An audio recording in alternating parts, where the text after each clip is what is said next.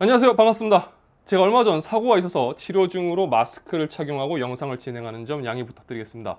여러분들께서 지금 보시는 영상은 러비뉴스입니다.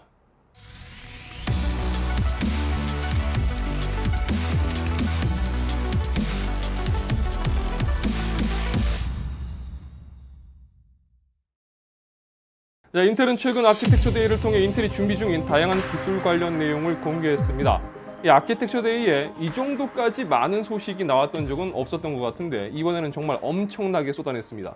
자, 발표 내용 중 몇 가지 중요 소식을 정리해서 살펴보도록 하겠습니다. 자, 올해 말에 출시 예정인 인텔의 12세대 엘더레이크 관련 소식부터 살펴보겠습니다. 인텔은 12세대 엘더레이크를 통해서 그동안 AMD의 추월을 당한 후 쫓는 입장에서 이제 다시 역전을 노리는 것 같습니다. 자, 물론 프로세서 성능은 이 제품이 나와봐야 알 수 있겠지만 어쨌든 DDR5 메모리와 PCI Express 5.0을 먼저 채택함으로써 좀 앞서 나가겠다는 의도로 해석해 볼 수가 있을 겁니다. 그리고 이날 발표를 통해서 DDR5 4800MHz의 듀얼 채널 메모리 인터페이스임을 밝혔고요. 오버클럭을 통해서 최대 7200MHz를 초과할 수 있다고도 전했습니다. 또한 메모리 컨트롤러가 필요에 따라서 메모리 주파수와 전압을 동적으로 조절할 수가 있고 어쩌면 이를 통해서 인텔이 좋아하는 그 있죠. 자동 오버클럭을 메모리에 적용할 수 있을지도 모르겠습니다. 자, 공개된 프리젠테이션 자료에 따르면 사전에 알려진 것처럼 12세대 엘더레이크는 DDR4 메모리도 함께 지원하는 것을 알 수가 있습니다. 단 CPU에서는 지원을 한다고 하더라도 아마 보드에서 선택에 따라 제한이 발생할 것으로 생각됩니다. PCI Express 5.0에 대해서도 일부 정보가 공개되었습니다. 아무래도 대역폭이 늘어나고 속도가 빨라진 게 가장 큰 차이점일 겁니다. 그래픽카드 쪽은 아직까지 PCI Express 4.0을 제대로 활용하지 못하고 있는 상황이기 때문에 PCI Express 5.0은 아무래도 그래픽카드 쪽보다는 고속 스토리지 시장으로 접근해 볼 수가 있을 겁니다. 이 PCI Express 5.0은 이전 4.0이 그랬듯이 일단 어느 정도 시간이 지나고 제품이 공급되어야지 제대로 쓸만한 제품이 나올 수 있지 않을까 생각해 볼 수 있을 것 같습니다. 자, 인텔은 12세대 엘더레이크부터 이종 결합 방식의 새로운 아키텍처를 사용합니다. 관심 있는 분들은 이미 알고 계시겠지만 성능 프로세서와 효율 프로세서 이렇게 이야기를 하곤 하는데 P 프로세서 또는 E 프로세서 이렇게도 이야기를 하고 있습니다. 조금 더 자세히 들어가면 이 골든 코브가 P, 그 다음에 그레이스몬트가 E라고 하는데 굳이 어려운 이야기는 우리가 알 필요는 없죠. 모르셔도 됩니다. 그냥 핵심만 알면 되니까요. 자, 핵심은 바로 힘 좋은데 그만큼 전기를 많이 먹는 놈들과 덩치는 좀 작고 힘은 딸려도 그만큼 전기 덜 먹고 효율 좋은 애들을 섞어서 CPU를 만든다는 겁니다. 자, 그런데 최근 8+8로 구성된 16코어 24스레드 12900K가 16코어 32스레드의 AMD 5950X와 비교해서 시네벤치 R20에서 멀티스코어는 비슷하고 싱글스코어는 오히려 더 높다는 내용의 카더라가 유출되면서 여러 가지 이야기가 나오고 있는 상황입니다. 자, 이 카더라에서 핵심이라고 한다면 어떻게 이 코어 조합으로 만들어진 12세대가 네이티브 16코어 제품의 AMD 프로세서와 차이가 없는가라는 부분입니다. 자, 여기서 생각해 볼 수 있는 건 이 코어의 성능이 예상보다 높을 가능성을 말할 수가 있을 겁니다. 이 아키텍처 데이에서도 인텔은 12세대 엘더레이크에 들어가는 이 코어, 그레이스몬트가 기존 스카이레이크 코어보다도 40%가 높은 전성비를 가졌다고 밝혔습니다. 자, 결국 이 코어라고 하더라도 예상보다 높은 성능을 보여줄 수 있다는 의미이기도 하죠. 자, 발표 내용만 본다면 궁금해지지 않으세요? 저는 12세대 꽤 궁금해지는 것 같습니다.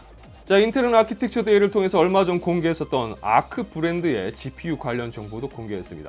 여러 가지 이야기가 있었는데 내년 1분기에 출시할 것으로 공개된 아크, 그리고 첫 아키텍처인 이 알케미스트 GPU는 이번 발표를 통해서 TSMC N6 실리콘 제조 노드용으로 설계되고 있는 것으로 알려졌습니다. 그러니까 TSMC 표 6나노를 말하는 거죠. 자, 여기서 조금 세부적으로 살펴보자면 이전에 인텔 Xe 그래픽에서 DG1이라고 불리웠던 아이리스 Xe Max라고 하는, 그러니까 우리가 노트북에서 현재 확인할 수 있는 이 내장형 GPU 있죠. 그런데 이 GPU는 인텔의 10나노 슈퍼핀 노드 기반으로 구축이 되었고 DG2라고 불리는 이 알케미스트는 TSMC의 N6 공정을 기반으로 준비 중이라는 겁니다. 제가 예전에 인텔이 TSMC의 외주 요청을 준비하고 있는 것으로 보이고 이 TSMC N6 공정을 통해서 CPU 혹은 GPU를 생산할 것으로 예상된다는 소식을 꽤 오래전에 뉴스로 전해드렸었는데요. 그게 결국은 이거였던 것 같습니다. 자, 이번 발표에서도 알케미스트 이후로 Xe2 배틀메이지, Xe3 셀레스티얼, 그리고 Xe 넥스트 드루이드라고 표기하면서 차기 로드맵을 선보였는데요. 구체적인 일정 표기는 없어서 어떻게 진행이 될지는 좀 더 지켜봐야 될 것 같습니다. 일단 인텔이 아키텍처 대회를 통해서도 CPU와 GPU 등 굵직굵직한 부분을 꽤 힘있게 강조하면서 들고 나왔습니다. 뭐 따지고 보면 로드맵에 일정 표기도 빠져 있고 삐딱하게 본다면 또 인텔식의 로드맵이 나왔다고 비꼬을 수도 있겠지만, 그래도 긍정적으로 본다면 이 겔싱어 CEO 취임 이후 정말 공격적인 행보를 보이고 있는 점은 긍정적으로 볼 수가 있겠죠. 자, 또 한편으로는 어째선지 폭삭 늙어서 등장한 라자 코드리를 보면서 인텔이 외계인이 아니라 코드리를 고문하고 있는 건 아닌가라는 생각도 자, 올해 말에는 12세대 그리고 내년 1분기에는 아크 그래픽 카드도 볼 수가 있을 것 같으니까요. 그때 뭐 뭔가 내용이 정리될 수 있을 것 같네요. 자, 기가바이트 이야기를 좀 간단하게 말씀드려볼까 합니다. 최근 기가바이트는 악재가 겹치고 있습니다. 얼마 전에는 파워 관련해서 문제가 있었죠. 뭐 나름 수습하는 모습이긴 한데 어쨌든 썩 좋은 평을 받고 있지는 못하고 있습니다. 그런데 이번에는 랜섬웨어 공격으로 인해서 대량의 기밀 데이터가 유출이 되었고, 이후 몸값 요구에 대해 기가바이트가 협상을 거부함으로 인해 인텔 및 AMD 그리고 기가바이트의 기밀 정보가 유포되었습니다. 8월 초에 랜섬웨어 공격으로 인해서 112GB 용량의 기밀 데이터가 유출된 것으로 알려졌고, 현재 온라인상에는 7GB 용량의 데이터가 유출되었습니다. 이 데이터를 유출한 랜섬웨어 그룹이 이후로도 추가 자료 공개를 예고한 만큼 기가바이트와 협상은 진행하고 있는 것으로 보이긴 하는데 썩 잘 안 되고 있는 것 같아요. 기가바이트 측에서 수습이 불가능할 경우 인텔 및 AMD 등 부득이하게 피해를 보는 기업들이 나오는 상황이 발생할 것으로 예상됩니다. 기가바이트가 이번에 좀 제대로 이미지가 나락으로 가네요. 자, 앞으로 이 일이 어떤 방향으로 튈지는 좀 더 지켜봐야 되겠지만, 어쨌든 이로 인해서 최근에 라이젠 스레드리퍼 5000 시리즈의 11월 출시 및 제품 라인업 등 세부 정보가 공개되었어요. 사수는 이미 좀 열받았을 것 같네요. 자, 엔비디아 이야기를 좀 해봐야 되겠습니다. 특히 주식하는 분들에게는 엔비디아의 ARM 인수가 어떻게 진행되고 있는지가 가장 큰 관심사 중 하나일 겁니다.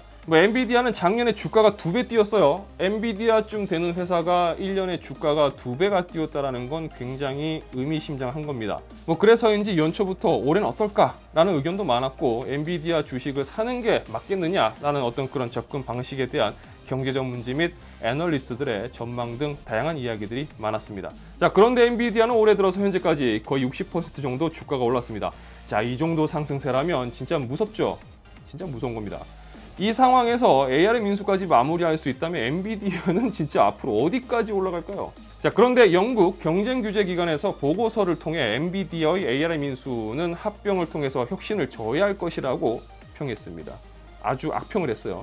보고서를 통해 엔비디아가 ARM을 제어하게 됨으로써 성장과 혁신을 저해하고, 이를 통해 엔비디아의 라이벌에게 문제점을 야기할 것이며, 이는 신제품의 출시가 어려워지거나 경제적인 부작용을 초래할 것이다 라고 전했습니다. 하지만 이 보고서로 인해 엔비디아의 ARM 인수가 취소된 건 아닙니다. 물론 너무나 부정적으로 평가한 보고서 내용이 어느 정도 영국 정부의 검토 과정에 영향을 미칠 수는 있겠지만, 어쨌든 엔비디아의 ARM 인수는 파급력이 큰 만큼 이 과정도 참 쉽지가 않습니다. 자, 유튜브 러비다투 채널에서는 IT 관련 정보와 리뷰, 언박싱 그리고 팁을 여러분들께 전달해드리고 있습니다. 영상이 유익하셨다면 좋아요와 구독 그리고 알람 설정 부탁드리겠습니다. 시청해주셔서 진심으로 감사합니다. 지금까지 아토였습니다. 좋은 하루 되세요.